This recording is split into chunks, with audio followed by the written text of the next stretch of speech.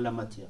Pourquoi le PRE va bien? Parce que, tout simplement, on sait à travers un tableau de bord depuis 2007 que le PRE s'étend en nombre de quartiers, s'étend en nombre d'équipes pluridisciplinaires de soutien, s'étend en matière de nombre d'enfants suivis. Et je vous donnerai là 3 chiffres simples.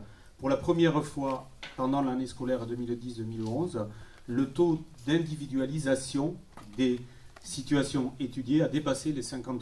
Vous savez que ça a été la grande affaire de ces premières années, que l'individualisation est le point le plus important pour nous en ce qui concerne ce programme de réussite éducative. Et donc c'est en quelque sorte une bonne nouvelle, même si pour l'instant le tableau de bord n'a pas été diffusé et vous l'aurez très bientôt, ce taux d'individualisation a dépassé les 50%. L'autre point important, c'est qu'à côté de ces parcours individualisés, le PRE continue à examiner la situation à travers les équipes de soutien d'autres enfants. Au total, 130 000 enfants sont concernés par le programme de réussite éducative annuellement. Et parmi ces 120 000 enfants, 5 000 sont orientés vers le droit commun. Ça fait partie des ateliers de cet après-midi. Donc j'espère aussi qu'on aura un débat intéressant à ce propos. Vous le savez, le PRE n'est pas une fin en soi, bien évidemment. C'est un sas dans une grande mesure. Et donc l'orientation vers le droit commun est un élément important. En matière d'innovation, en matière de partenariat, quelques indications très simples et qui pour nous sont positives. D'abord, c'est que le nombre des réunions des équipes pluridisciplinaires de soutien en moyenne augmente. Aujourd'hui, les équipes se réunissent 14 fois par an en moyenne.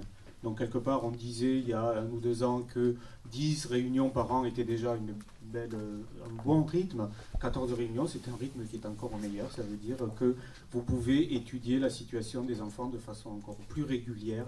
Et à ce propos, entre le jour où la situation d'un enfant en difficulté est repérée et le jour où une équipe pluridisciplinaire de soutien va examiner cette situation, il y a une petite vingtaine de jours, 19 jours en moyenne.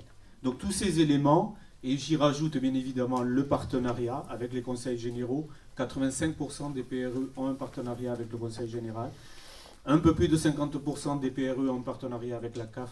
Et j'ai été ravi de votre intervention, madame, en disant qu'à Saint-Herblain, la CAF, justement, devenait un partenaire aussi. On peut encore progresser concernant la caisse d'allocation familiale, les caisses d'allocation familiale et le partenariat avec ce partenaire. Et bien évidemment, je n'oublierai pas l'éducation nationale, puisque encore 2/3 des situations d'enfants qui sont repérées et orientées vers les PRE le sont par des professionnels de l'éducation nationale. Bien sûr, l'éducation nationale est complètement incontournable. Dernière partie, les aspects financiers. L'accès demeure et demeurera le premier financeur du programme de réussite éducative. Ça a été le cas jusqu'à présent et ça continuera. Alors jusqu'à quand, on verra bien. Et puis personne n'a l'avenir écrit et des boules de cristal qui permettra de le dire avec précision. Sachez que ce sont un peu plus de 80 millions d'euros qui tous les ans sont délégués territorialement dans les départements en particulier pour qu'ensuite des conventions puissent être signées avec les caisses des écoles, CCAS, etc. Plus de 80 millions d'euros. Donc on en est arrivé quelque part à une espèce de rythme annuel qui demeurera.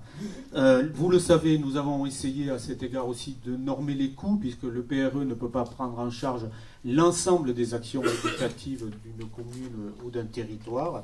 Et ce que l'on dit, c'est qu'un PRE, en moyenne, concernant la part de l'accès, c'est environ 155 000 euros, on y reviendra si vous voulez au cours de la journée, 155 000 euros, et que chaque équipe pluridisciplinaire de soutien qui fonctionne et qui suit 120, 150 enfants, c'est environ 100 000 euros. Voilà, c'est des chiffres clés que l'on donne à nos délégués territoriaux pour qu'ils aient ensuite la possibilité de discuter avec les communes, avec les partenaires, puisque vous le savez, dans ce programme, nous sommes là aussi, comme sur l'ensemble des programmes de la politique de la ville, plutôt sur un cofinancement.